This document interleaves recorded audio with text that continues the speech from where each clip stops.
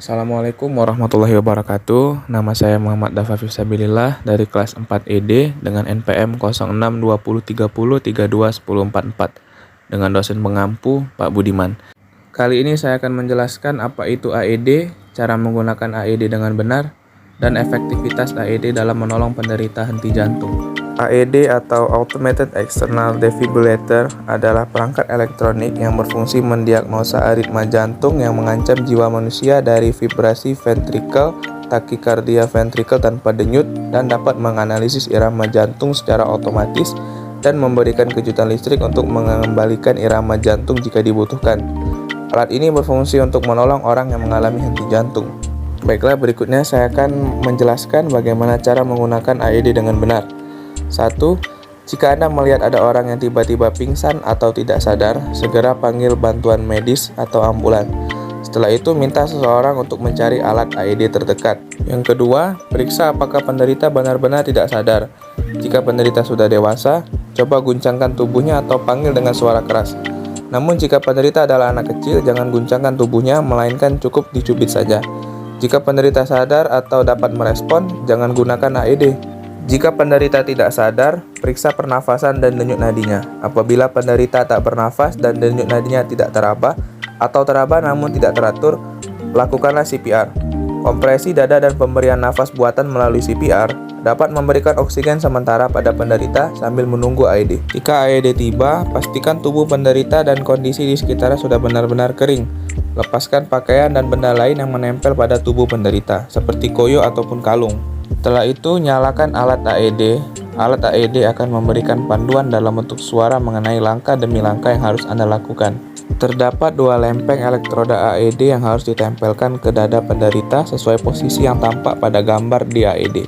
Jika kabel lempeng elektroda ini belum tersambung langsung ke AED, segera sambungkan. Setelah elektroda terpasang, hentikan CPR dan tekan tombol analisis. Pastikan tidak ada yang menyentuh tubuh penderita selama AED menganalisis denyut jantungnya. Hal ini dapat mencegah kesalahan analisis AED. Berikutnya, ketika analisis selesai, AED akan menginformasikan kepada penolong apakah penderita perlu diberi kejutan listrik atau tidak. Jika alat AED menyebutkan bahwa penderita perlu diberi kejutan, pastikan bahwa sudah tidak ada penolong yang menyentuh tubuh penderita sama sekali. Lalu tekan tombol shock di AED untuk memberikan kejutan listrik. Setelah memberikan kejut listrik, alat AED akan memberikan arahan kepada penolong untuk memeriksa pernafasan dan denyut nadi penderita. Jika belum kembali, AED akan meminta penolong untuk melanjutkan CPR. Setelah 2 menit, AED akan kembali menganalisis denyut jantung penderita dan menentukan apakah dibutuhkan kejutan listrik lagi. Jika kejutan listrik tidak diperlukan tetapi penderita belum menunjukkan tanda-tanda kesadaran, terus lakukan CPR sesuai arahan alat AED hingga bantuan medis tiba. Baiklah, berikutnya saya akan menjelaskan efektivitas AED dalam menolong penderita henti jantung. Penelitian menunjukkan bahwa tingkat kesalahan mesin AED dalam mendeteksi dan mengatasi henti jantung sangat kecil, yaitu hanya sekitar 4%.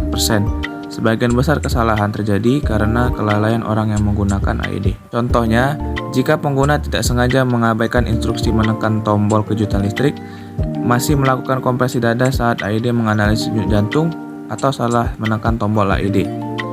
Namun, dengan mengetahui cara menggunakan alat AED dengan benar, kesalahan ini dapat dihindari.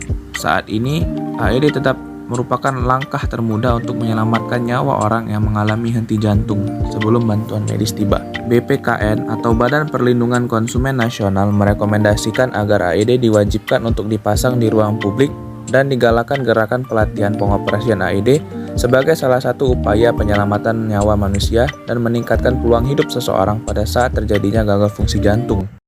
Baiklah, demikian yang dapat saya sampaikan. Lebih dan kurang saya mohon maaf. Wassalamualaikum warahmatullahi wabarakatuh.